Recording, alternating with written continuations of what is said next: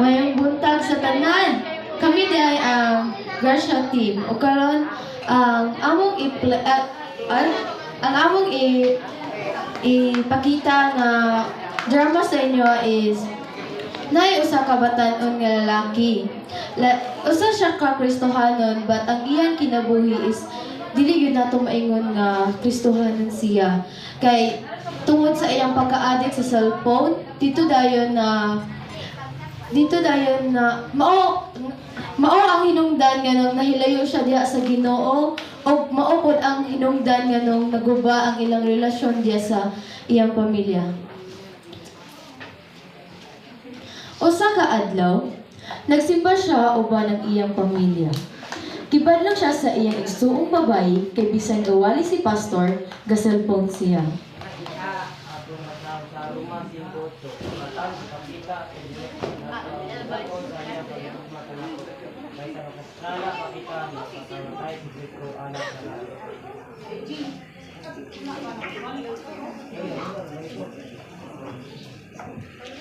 Paghuman sa simba, may ulo una ang batan-ong lalaki.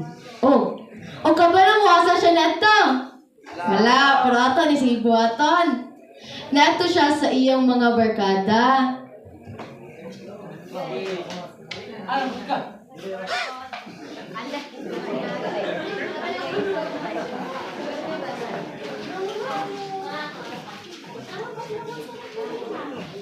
Miadto siya sa iyang mga barkada.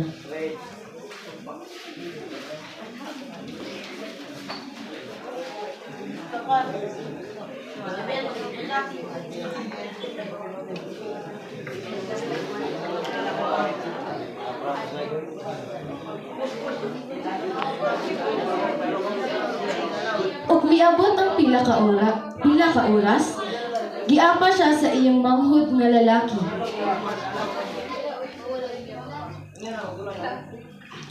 Apan wala siya magpatuo. Og human ni ana miabot ang pila ka minuto ug ang iyang amahan ang niapas niya.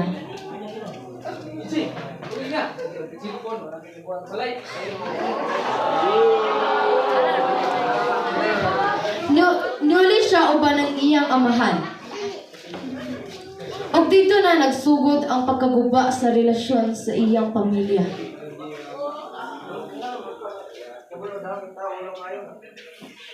Sige, badlong na nagkabuhat ang balay. Silpon. Silpon. Wow.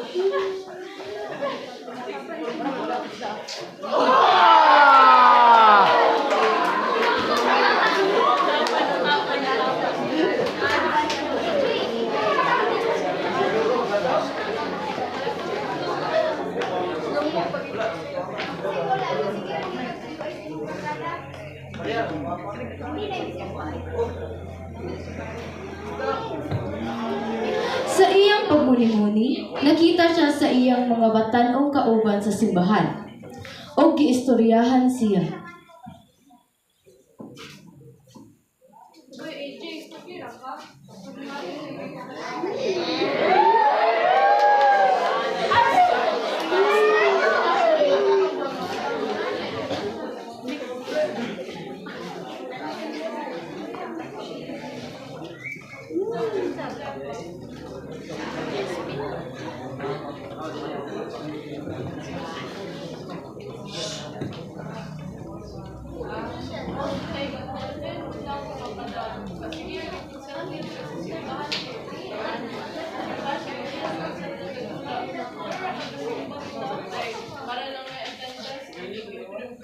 Wala dala sa Ginoo para lang mga ilan kita ko tumatawa na nasimba sige siya simba pero ang iya yung point is wala dito sa dala sa Ginoo wala dito dala sa Ginoo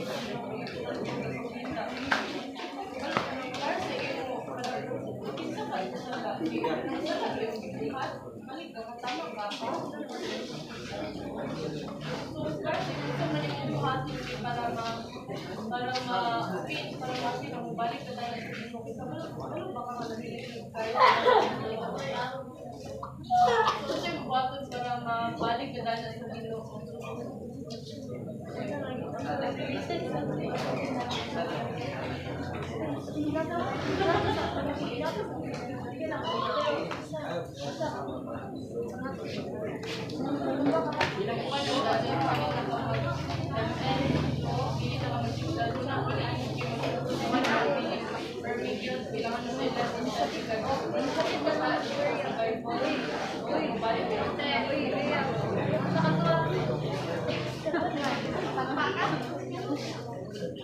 Pagkahuman sa ilang pag-istorya, dito niya na-realize ang tanan ug nangayo siya pasaylo sa Dios.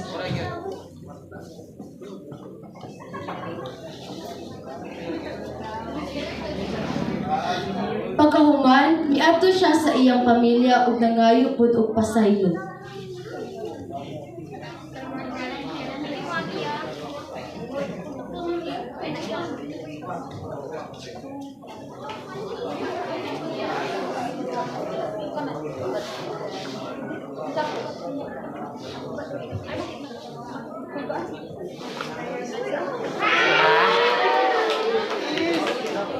O paghuman, nag-decide siya nga mag-share sa iyang pulong sa Ginoo dito sa iyang mga barkada aron dapigon sila apil.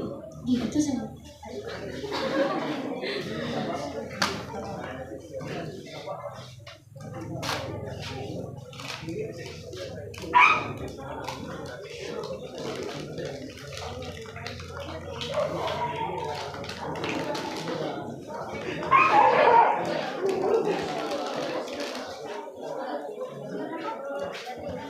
Og natapos ang tanan nga adunay panaghiusa diha sa pagpangalagad sa Ginoo. Og ilang nabati kung unsa kadako ang gugma diha sa Ginoo. So, para sa conclusion ato, kay ang pan nato is kanang tungod sa kay kabalo magitatanan nga sa ML no Mobile Legends kay kon kasagara karon bisig unsa kulit kadula person ng code nga maka-epekto gid grabe gid siya kada kog epekto gid sa ato kay maka-addict gid siya. Tas kanang ang nakakuan pagid ato sa iya kay nagdula siya og ML sa sulod pagid kay sa simbahan.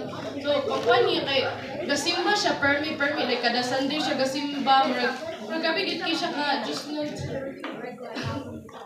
So pero kuan na ato is para to murag attendance bitaw nga permi ra siya nasa church kay tungod sa iyang family pero ang iyang presensya wala dadto sa Ginoo nara siya cellphone siya dula nga gaka ang maka-affect isa pud sa maka-affect ana is kanang mga barkada labi na pag imong barkada is wala ka ila sa Ginoo pero at the end kanang namagi kuan nga nagi willing mo share bitaw sa word sa Ginoo so para makabalot ta o para ma-share po nimo sa uban. So sa end ato is kanang na learn niya yung lesson o mas ni-lesson niya yung time sa yung pag-cellphone, di na siya gadulag ML, yun ang gi-delete na yung dula o mas ni-active siya dala sa church, mas pangalagan na siya sa Ginoo o ang nakatsada is kanang ga-share na po siya apil sa pulong sa Ginoo which is sa iyang mga barkada nga